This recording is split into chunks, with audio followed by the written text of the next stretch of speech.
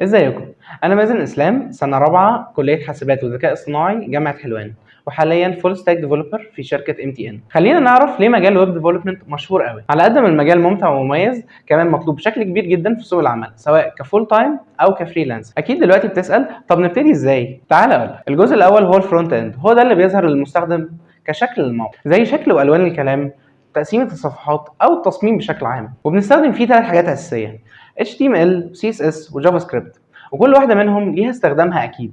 أما الباك إند فهو الجزء المستخبي اللي مش بيكون ظاهر ليك كمستخدم على الموقع لما بتفتحه، وده اللي بيكون مسؤول عن التعامل مع البيانات وتخزينها بشكل آمن عشان نقدر نرجع لها تاني. اتحمست إنك تعمل ويب سايت كامل لوحدك وعايز تعرف أكتر عن المجال؟ هنستناك في ايفنت نيو ستيج اللي بنقدمه للمرة 17 على التوالي في 180 درجة بشكل مجاني، وده بيكون لكل طلبة كلية حاسبات ومعلومات أو المهتمين بمجال البرمجة والذكاء الاصطناعي.